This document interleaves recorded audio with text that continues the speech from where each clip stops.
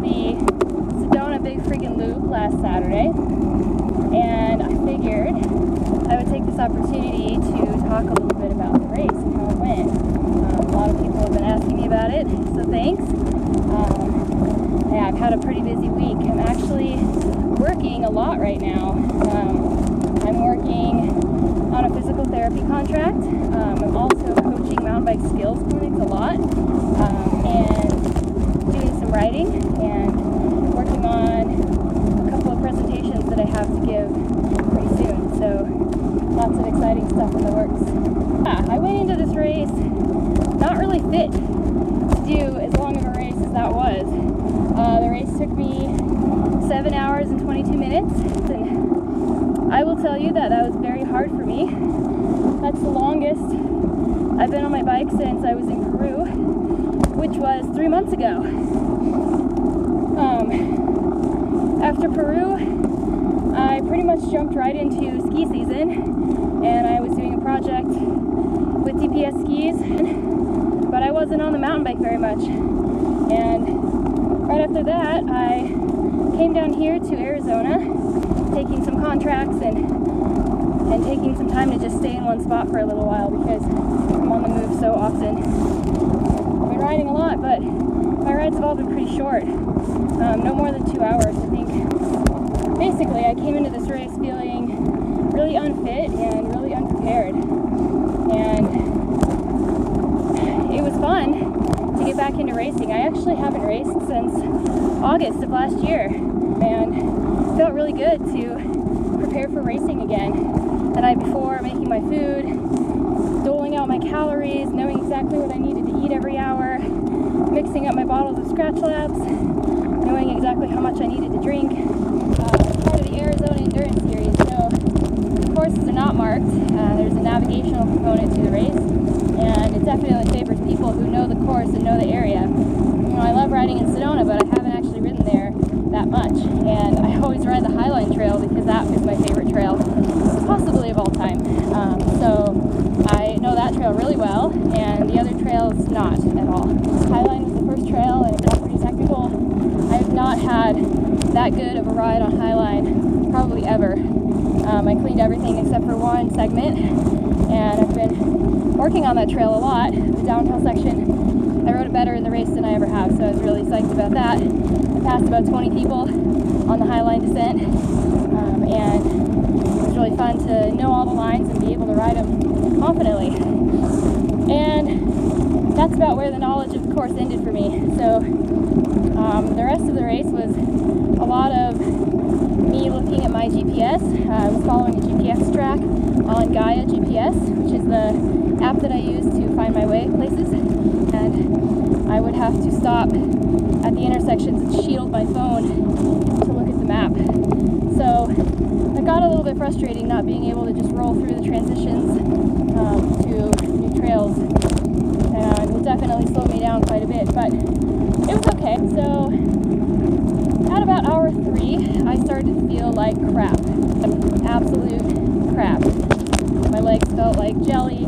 They were sore, aching. My back was aching. My hands were aching. I basically just felt really out of shape, and I felt like I really couldn't go any faster than I was going.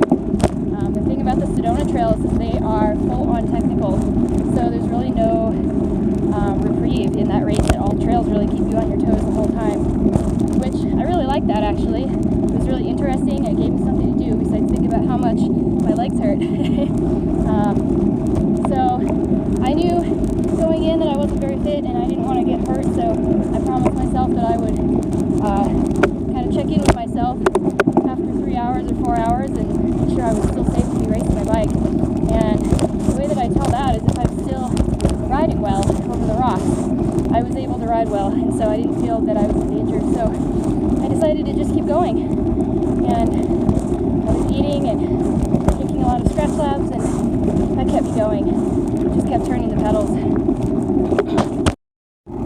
So whenever I'm in a long race and I'm tired or hurting, I always think of some advice that my good friend Hefe gave me once. Hefe is somebody I really look up to in endurance racing. He's a great rider and also just a really good guy.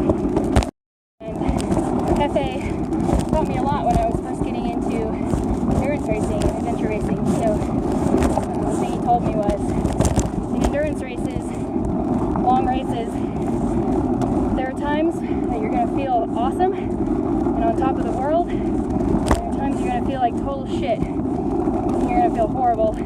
Everything's going to hurt. You're probably going to want to die, or at least quit. And he told me that it's like a roller coaster, and you just know that the highs and the lows are both going to pass. And so when you're feeling good, you ride as hard as you can and you push yourself, and you know that that good feeling will eventually pass. And then when it does and you feel like shit, you just maintain and you just keep the pedals turning, and you don't push yourself too hard. You just know that shitty feeling is going to pass too. And then if you just maintain, keep the pedals going, keep your momentum going, then that's going to pass, and pretty soon you'll feel good again and you'll be able to push hard. Thanks for that, Hefe.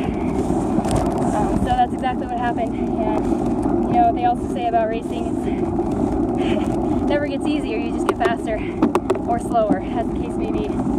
So I knew that I wasn't going as fast as I would have been capable of if I would have been fit for that type of a race, but I was still moving, so I was happy with that. Finally, at about hour 5.5, I think, had made little breakfast burritos with eggs and chorizo and sweet potato, and rolled them up into little wraps, and I housed one, and it was so good, and man, that made me feel awesome.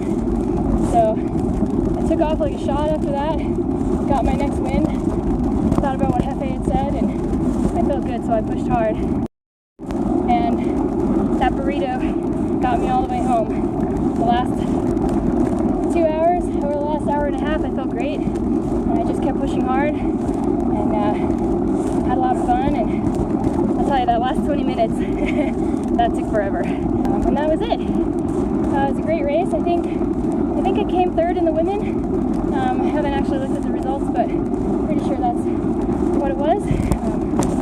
And again, I wasn't really there looking for results. I was there to challenge myself, and really I was there to spend the day on my bike with a lot of other great people that are out there challenging themselves as well, and it's a really great way to see all of the trails in Sedona.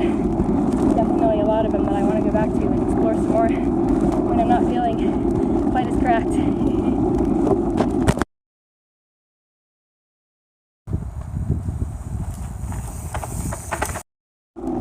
So, one thing that I don't love to admit right now, but I will, is that I almost didn't do this race last weekend. I almost bailed out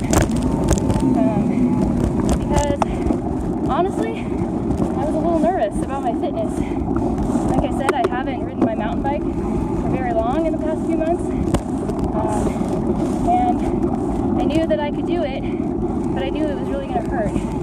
I was nervous that I might get hurt. You know, overuse injuries can happen when you're not used to riding your bike for that long, and then you do a huge ride at a fast pace. And I also just hadn't raced in quite a while. I've really been focused on expeditions, and I was just kind of out of that mindset. So because of my fitness, and because I've been so busy at work recently, just doing all this work, I felt just exhausted, and the end of the week came, and I was like, oh, man, I don't really want to go out there and race my bike for 8 hours, because that's really going to hurt. But I did it, and the reason I did it, last week was kind of a rough week. Well, it was really a rough week. As most of you guys in the cycling community probably know, Mike Hall was killed while he was in a race in Australia. He was killed by a car, and I didn't know him, but he was a huge inspiration to me when I first started bikepacking and ultra endurance racing. So to have him killed was a really big blow to me and the whole bikepacking and endurance riding community. And then, the night before the race, on Friday night, I learned that my good friend Clissy's long-term partner Tim passed away while they were on a diving trip in Belize. It was not a diving accident. all the time, and they were on a trip, I believe, and Tim unfortunately passed away during that time, and it was a big shocker because he was in his 50s, and that's just too young, and my call was only 35. I'm 34. Hearing the news of Mike's passing and then finding out about Clissy's partner Tim passing, that's why I decided to do the race, even though I wasn't technically ready. I decided to do it because I was alive and I was breathing, and I have the ability to pedal a bicycle, and I love to pedal my bicycle. And it shouldn't have to take people dying to remind us to do the things that we love, but sometimes it's a really harsh reminder that, you know what, I have these things right now. I have my health, and I have my life, and I have something that I really love to do, and so that's why I lined up for the race on Saturday, even though I wasn't really ready. So I would just challenge you guys to think about that. If there's anything that you're wanting to do, if you have any big goals or ambitions, or just something that really lights you up and makes you come alive, don't wait, because someday you're not going to be able to do those things, and you're going to wish you had. You know, Mike was out there doing what he loved all the time, inspiring everybody, and Tim was the same way. Tim wasn't an elite athlete by any means, but he loved to scuba dive, and he and Clissy went on dive trips every chance they could get. Even though they had full-time jobs and regular lives, they were always going out on dive trips because they loved to do it. And for me, that's a huge inspiration, that we have something that we love, something that we are willing to work for, then we need to do those things before we can't. So that's about all I have to say about that. It was a great race. My bike worked wonderfully, my wheels were awesome, everything went really well, and it was just a really humbling experience to make myself go out there even though I wasn't really ready and I wasn't really fit. But I've got 2 working lungs, 2 working legs, and I love to pedal, so I'm going to keep getting after it. And I hope you guys do too, whatever it is. It's a beautiful evening, and I'm going to keep on doing my recovery ride, so I'll sign out here from Flagstaff, Arizona. You guys have a great night.